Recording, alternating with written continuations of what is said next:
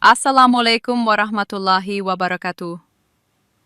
Perkenalkan, nama saya Nazwa Az-Zahra, mahasiswa program studi Ilmu Administrasi Negara dari kelas 4A. Hari ini saya ingin mengajak kita semua memahami satu konsep penting dalam dunia administrasi dan manajemen publik, yaitu manajemen risiko operasional. Dalam keseharian organisasi, baik itu perusahaan, lembaga pendidikan, rumah sakit, maupun lembaga pemerintah, kita semua berurusan dengan banyak proses. Nah, di balik setiap proses itu, selalu ada kemungkinan terjadinya gangguan. Inilah yang kita sebut sebagai risiko operasional. Secara sederhana, risiko operasional adalah risiko kerugian yang timbul akibat kegagalan dalam proses internal, kesalahan manusia, sistem yang tidak berjalan dengan baik, atau akibat dari kejadian eksternal seperti bencana atau serangan siber. Risiko ini berbeda dengan risiko strategis atau risiko pasar, karena langsung berkaitan dengan kegiatan operasional sehari-hari. Mari kita ambil contoh. Bayangkan sebuah perusahaan logistik. Suatu hari, sistem pelacakan paketnya mengalami gangguan teknis. Pelanggan tidak bisa mengecek status pengiriman, terjadi keterlambatan, dan akhirnya muncul keluhan di media sosial. Ini adalah contoh nyata dari risiko operasional. Masalahnya bukan karena perusahaan membuat keputusan bisnis yang salah, tapi karena sistem yang mendukung operasional mereka gagal menjalankan fungsinya. Risiko operasional dapat berasal dari beberapa sumber. Yang pertama adalah proses internal yang tidak efisien atau bahkan tidak terdokumentasi dengan baik. Yang kedua adalah kesalahan manusia, seperti salah input data, kurangnya pelatihan, atau beban kerja yang terlalu tinggi. Ketiga, kegagalan sistem, seperti crash pada perangkat lunak atau kerusakan perangkat keras. Dan yang keempat adalah kejadian eksternal, bisa berupa bencana alam, pandemi, atau bahkan gangguan keamanan dari luar.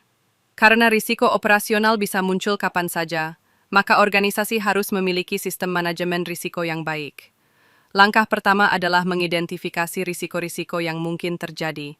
Ini bisa dilakukan dengan menganalisis seluruh proses operasional dan melihat di mana saja titik-titik rawan risiko. Setelah risiko teridentifikasi, langkah berikutnya adalah menilai dan mengukur risiko tersebut, melihat seberapa besar kemungkinan terjadinya dan seberapa serius dampaknya. Lalu, organisasi perlu menyusun strategi pengendalian risiko.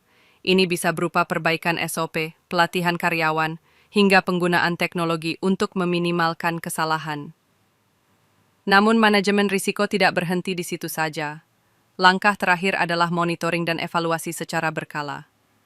Risiko bisa berubah seiring waktu, dan strategi yang berhasil hari ini belum tentu efektif minggu depan. Maka perlu ada peninjauan dan penyesuaian secara terus-menerus. Di era digital seperti sekarang, kita juga harus menyadari bahwa teknologi adalah pedang bermata dua. Di satu sisi, teknologi bisa membantu mengurangi risiko, misalnya dengan automasi, cloud backup, atau software pengelolaan risiko. Tapi di sisi lain, ketergantungan yang terlalu besar pada sistem digital juga bisa menciptakan risiko baru, terutama dalam hal keamanan data dan serangan cyber. Oleh karena itu, pendekatan manajemen risiko operasional yang baik harus bersifat menyeluruh, adaptif, dan melibatkan semua lini organisasi. Tidak cukup hanya dilakukan oleh satu divisi saja.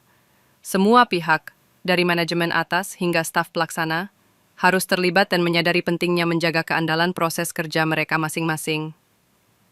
Sebagai penutup, saya ingin menekankan bahwa risiko operasional bukan sesuatu yang bisa dihindari sepenuhnya. Tapi dengan pengelolaan yang tepat, risiko-risiko tersebut bisa dikendalikan, bahkan dijadikan peluang untuk memperbaiki dan memperkuat organisasi secara keseluruhan. Terima kasih atas perhatian teman-teman semua. Semoga pemahaman mengenai manajemen risiko operasional ini bisa menjadi bekal yang bermanfaat, baik dalam studi maupun dalam praktik kerja di masa depan.